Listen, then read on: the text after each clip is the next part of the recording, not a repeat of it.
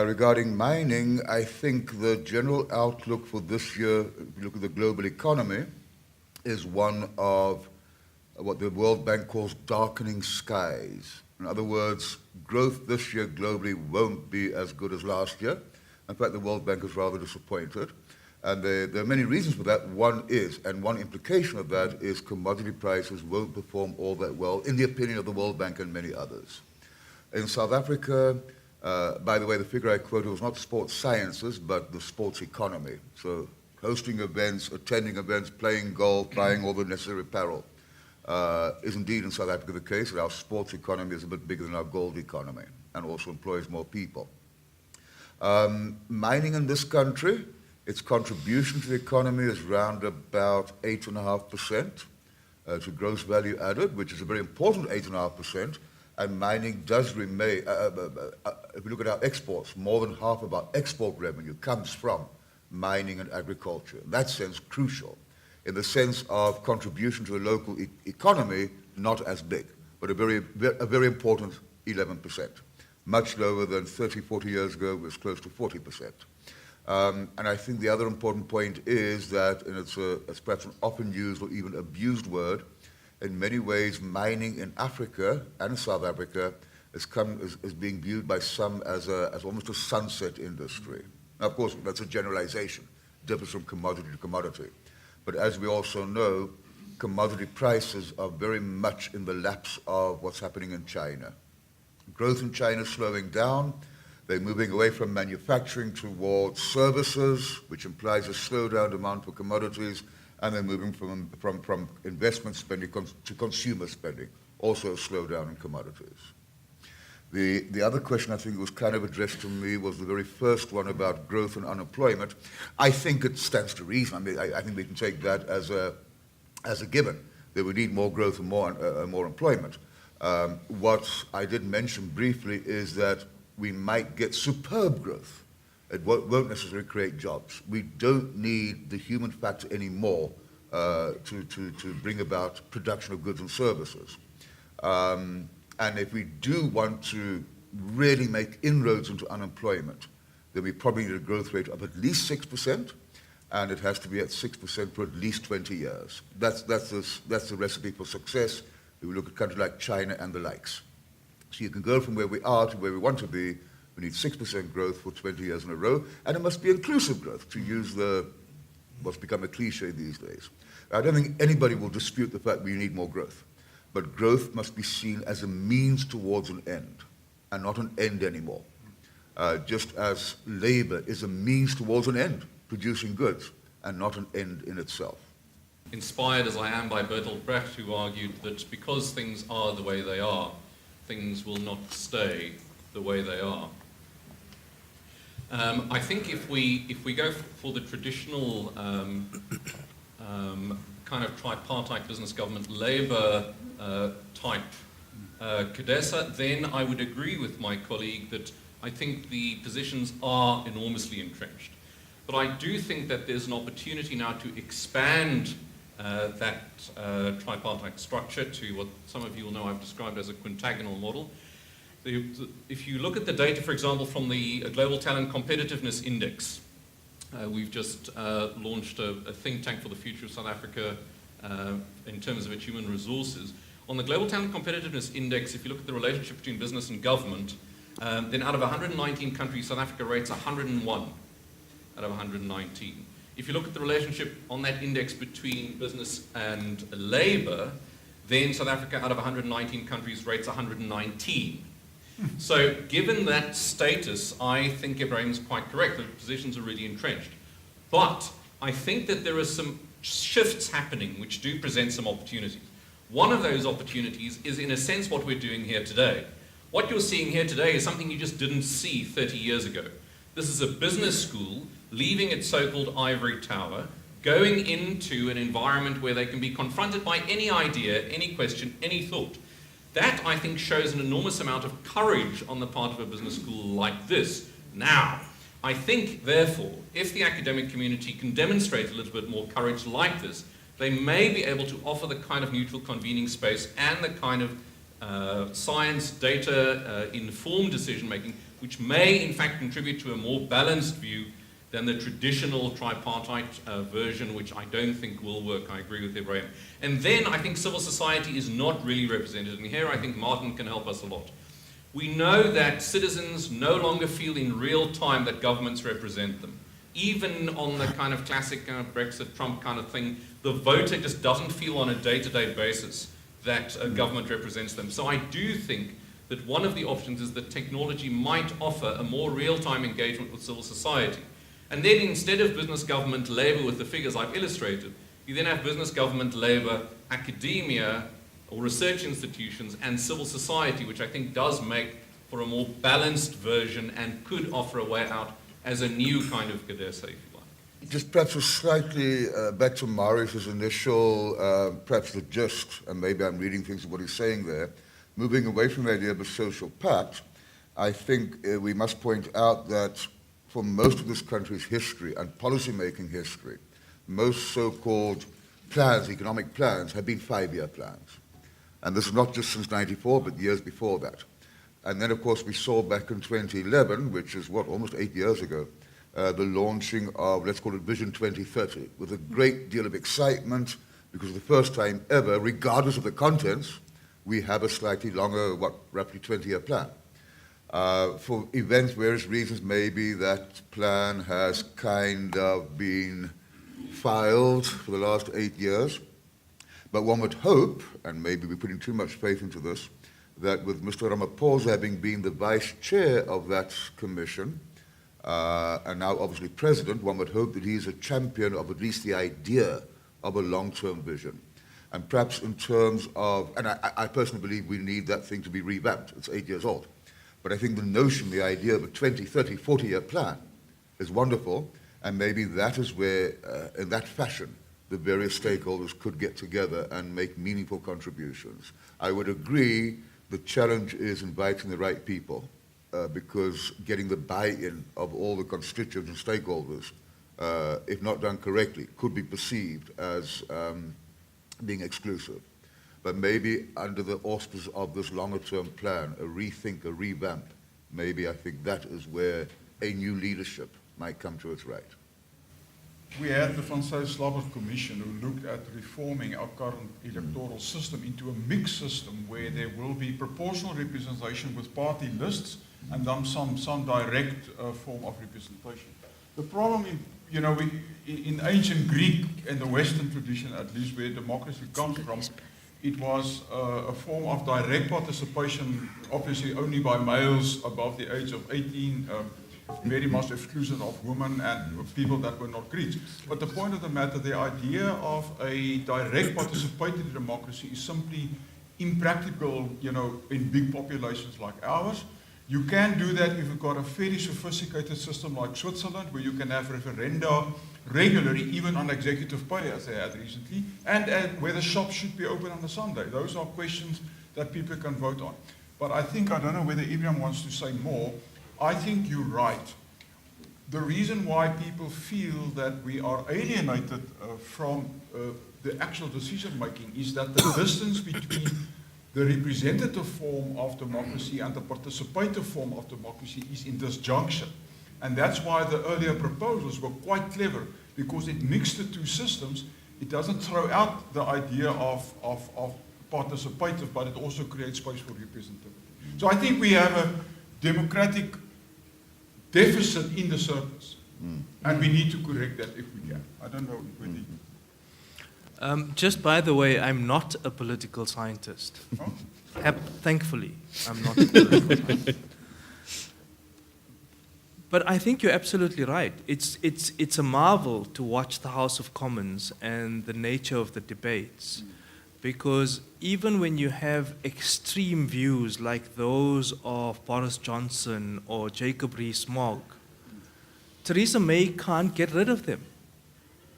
Whereas in our system, someone who has a very unpopular view gets kicked out the party, or you get disciplined for it. Whereas Theresa May can do nothing about these two renegade conservatives who have fundamentally extremist views on Brexit in Europe and national sovereignty and so forth. So you are right, that is marvelous.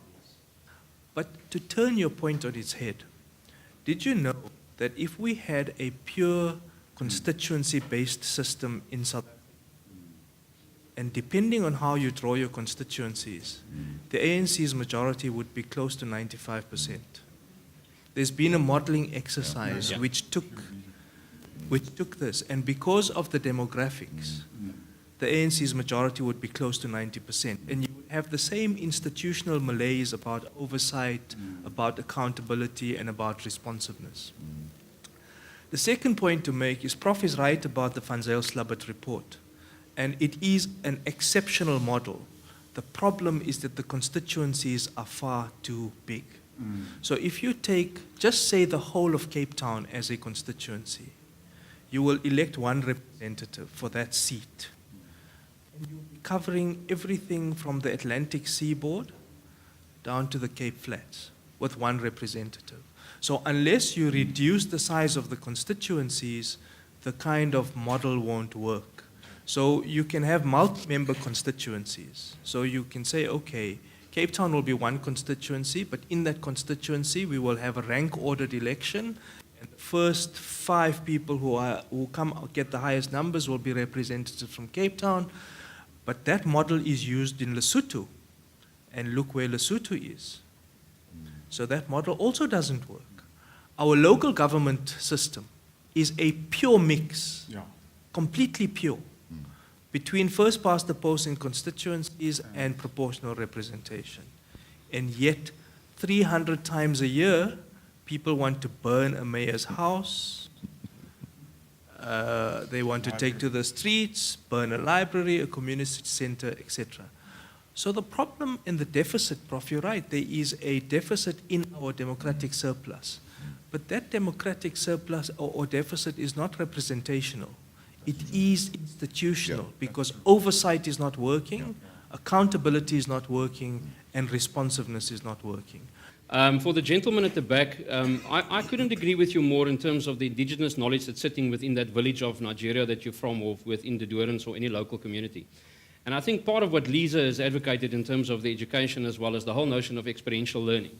And the conventional wisdom in business schools have moved along significantly.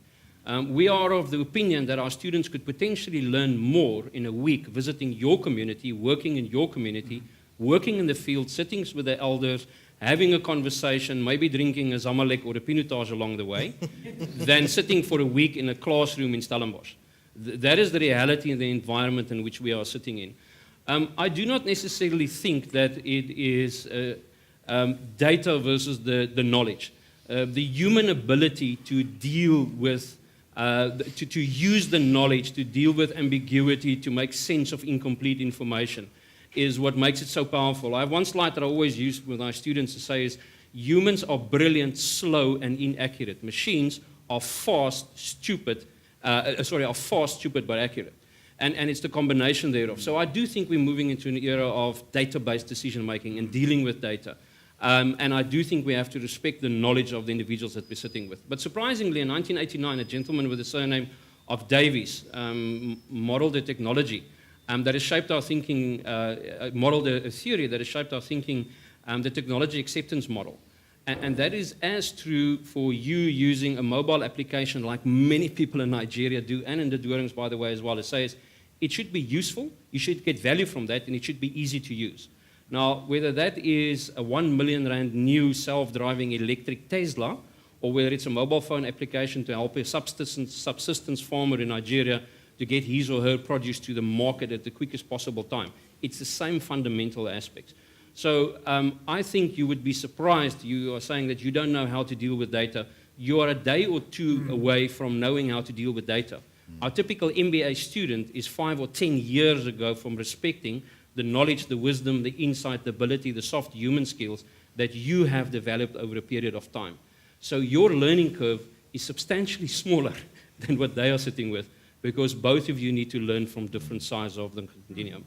And I think that gets to the question in terms of entrepreneurship and the indigenization of our knowledge base and democratization. Is, I'm always worried if we destroy before we build.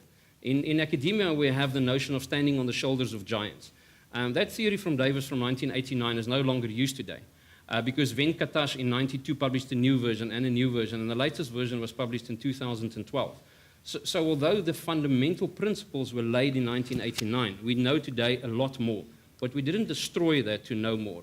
And I think kind of some of the more that we need to know is the knowledge of entrepreneurs, people that will start a business, because many business schools grow from corporate environments. Many of the businesses that went belly up, the Kodaks and all of these places, they had MBAs at all of their top levels, but they didn't have entrepreneurial spirit or entrepreneurs within there.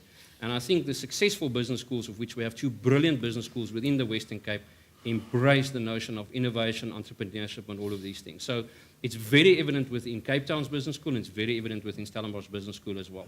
And what is interesting is one of our postgraduate diplomas, that is actually focused on entrepreneurship. It's the capstone course. And on our MBA students, many of them come from the corporate environment. When it comes to the end of the program, when they need to select their electives, they ask for electives in entrepreneurship.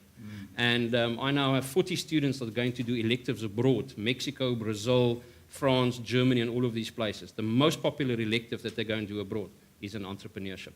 And as a business school, we have done that all the way from our small business academy, which is a beautiful success story, which I don't want to pun too much now, but that's taking entrepreneurs literally at the bottom of the pyramid and doing fantastic things, of which one is now sitting in an MBA classroom, having started in the small business academy without any formal qualification 8 years ago.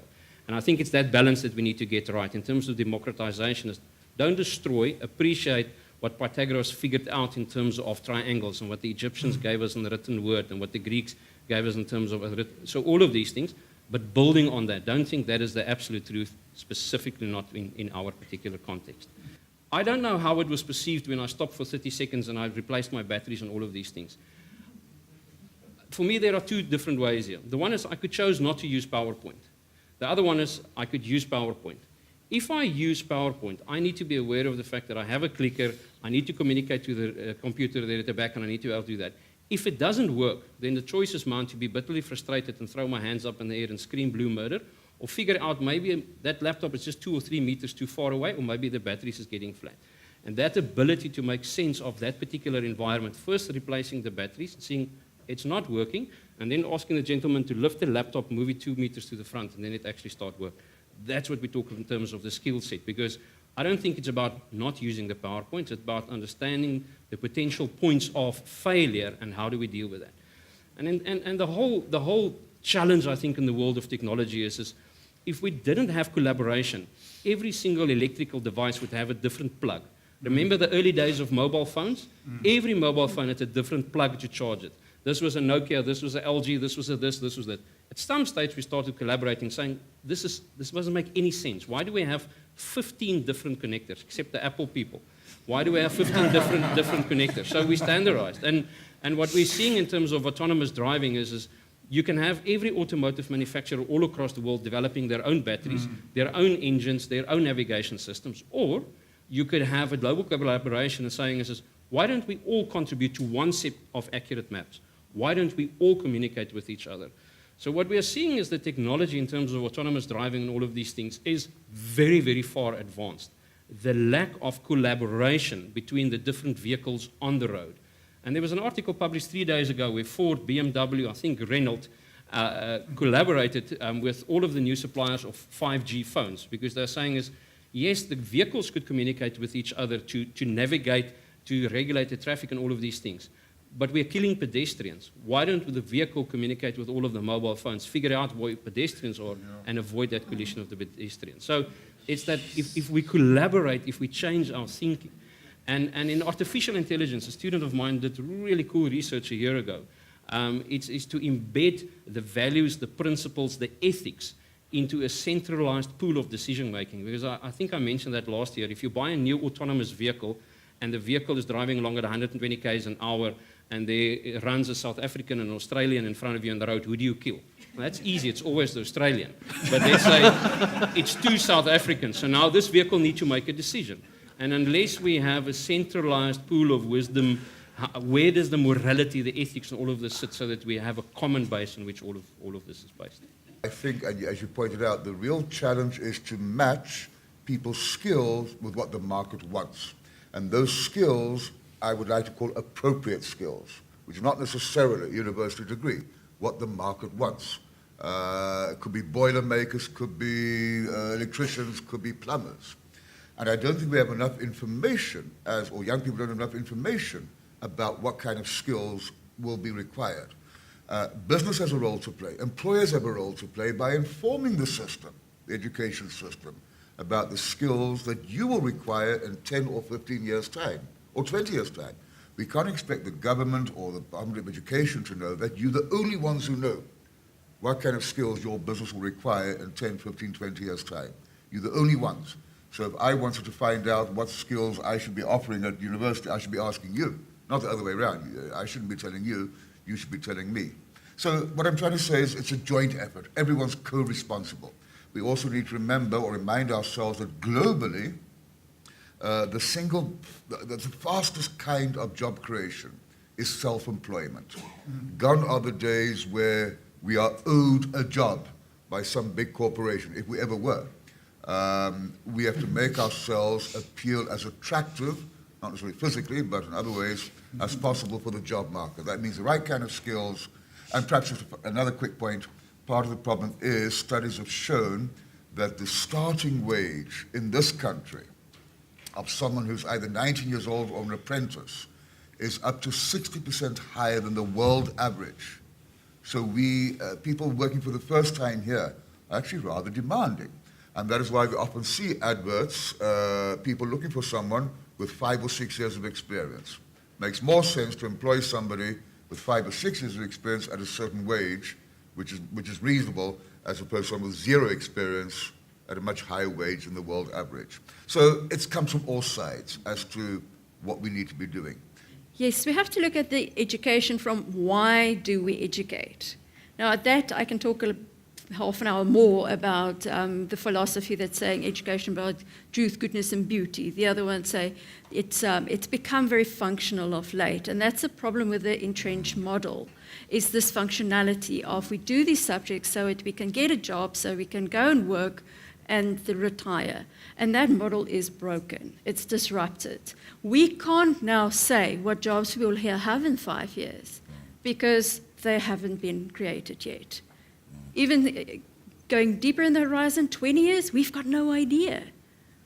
It could be no jobs at all, and that is the better one to prepare for, is that from a human perspective, thinking of I will get a job is the worst way of thinking, especially if you have children now that's young, is how can I improve society? What role can I play?